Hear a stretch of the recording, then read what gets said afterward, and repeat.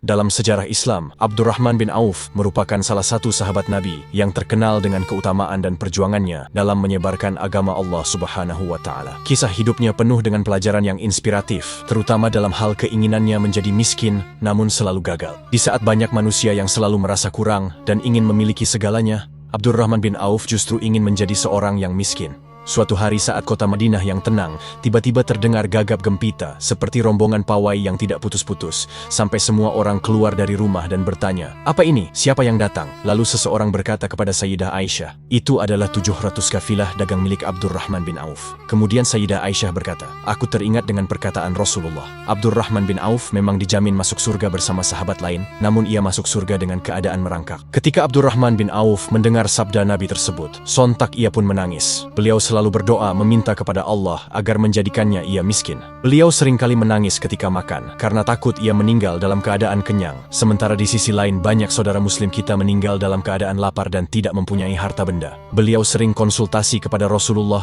tentang cara agar masuk surga dengan tidak merangkak. Rasulullah kemudian menyarankan Abdurrahman untuk bersedekah. "Perbanyak bersedekah, niscaya kakimu menjadi ringan untuk masuk surga." Beliau pun langsung bertekad untuk menghabiskan hartanya di jalan Allah. Beliau pernah menjual tanah dan hasil dari penjualan itu beliau bagikan kepada ibu-ibu muslim dan orang-orang muslim yang miskin. Beliau pun pernah memberikan 500 kudanya dan 1.500 unta untuk keperluan umat Islam.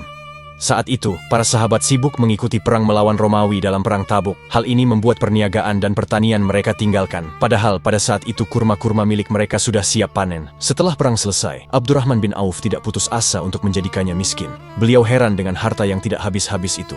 Sementara umat Islam saat itu mendapatkan upeti dari pihak musuh, maka ia pun bingung untuk apalagi hartanya ia akan dikeluarkan. Di sisi lain, para sahabat yang ikut dalam peperangan mendapati kebun-kebun kurma mereka telah busuk dan tidak bisa untuk dijual kembali. Mendengar hal itu, Abdurrahman bin Auf langsung bergegas menemui mereka dan membeli kurma busuk tersebut dengan harga normal. Beliau pun tampak senang dengan hartanya yang digunakan untuk kebaikan. Beliau berpikir jika membeli kurma busuk ini, maka tidak akan ada yang mau membelinya. Dan hal itu akan terwujud cita-citanya, yaitu menjadi miskin. Tidak lama setelah itu datanglah utusan dari Raja Yaman ke Madinah. Utusan tersebut mencari kurma busuk untuk menjadikannya obat. Karena di Yaman pada saat itu sedang terjadi wabah penyakit dan obatnya adalah kurma busuk. Ketika utusan Raja Yaman itu bertanya, "Siapa yang mempunyai kurma busuk?" Warga pun serempak menjawab, "Abdurrahman bin Auf." Ketika utusan tersebut bertemu dengan Abdurrahman dan menceritakan maksudnya, Abdurrahman menawarkan agar kurma busuk tersebut diberikan secara gratis tanpa membeli. Namun utusan Raja Yaman tersebut menolak karena perintah sang raja adalah membeli, bukan meminta ataupun dikasih. Tidak tanggung-tanggung utusan sang raja membeli kurma busuk tersebut dengan harga 10 kali lipat dari harga normal.